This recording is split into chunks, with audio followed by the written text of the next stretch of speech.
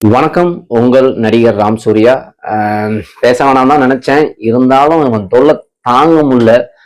எங்க திறந்தாலும் இவனோட பேச்சு தான். முதலா படம் நல்லா தான் போச்சுங்க. சேண்டாப்புல எங்களை எல்லாம் ஒரு பால்கனியில் கொண்டு விட்டு இருந்தாங்க. அப்ப தகாத வார்த்தையிலான திவாகர் பேசினாரு. புகழ் நீ சேரியிலிருந்து பிறந்தவ, நீ படிக்காதவே, நீ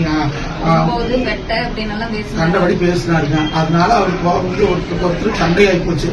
அப்ப அந்த சண்டையில் பாத்தீங்கன்னா இவரு வீடியோ போட்டிருக்கிறாரு. மாக்காப்பா ஆனந்த் இரும்புறாடால நீ அடிச்சு போட்டாரு, காலில் காயமாயி போச்சுன்னு போலீஸ் ஸ்டேஷன்ல கம்ப்ளைண்ட் கொடுத்துருக்கிறதா. அத்தனையும் போயிங்க. மாக்காப்பா ஆனந்த் கீழே தான் நின்னாரு. நாங்களாம் பால்கனியில் இருந்தோம். அவர் கையில் ஒரு பேப்பர் வச்சு அந்த பேப்பர் தான் வீசினார். அந்த பேப்பர் கூட அவர் மேல படலைங்க. இந்த கை கலப்புல என்ன பண்ணாருன்னா ரந்தாங்க நிஷாவுக்கு இப்படி ஓங்கி குத்திட்டார் திவாகர்.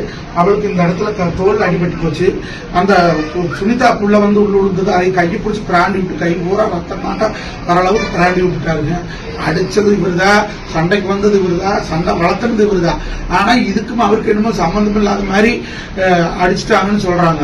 இப்படி அக்குறமே பேசிக்கிறாரு திவாகர். இதெல்லாம் ஆகாது. ஆண்டவன் ஒருத்தர் இருக்கிற கண்டிப்பா பாப்பாங்க. நாங்க எங்க வேணாலும் இருக்கு. இந்த பானை தான் என்ன பண்றது. இந்த பூசணிக்காய் பானை இருக்குல்ல, அவனுக்கு பூசணிக்கான்னு பேர் வச்சுக்கிட்டு போய் தொலைய வந்தானே. எதுக்கு அந்த வேலையை செய்ய மாட்டேங்கிறான், மிச்சம் எல்லா வேலையும் செய்யறான். ஏன்டா டேய், நீ படிச்சியா இல்ல துட்டு கொடுத்து தான் சர்டிஃபிகேட் வாங்கினியான்னு தெரிய மாட்டேங்குது. ஏயா நான் கேட்குறேன், எந்த இடத்துல எப்படி நடந்துக்கணும் தெரியாத உனக்கு?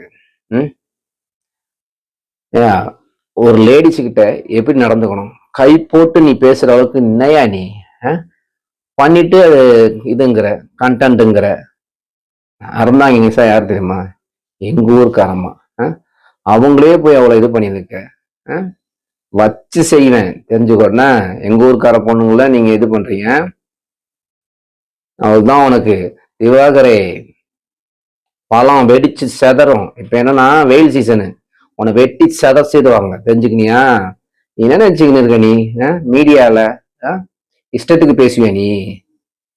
என்னமோ அடிச்சுட்டாங்க சொல்ற.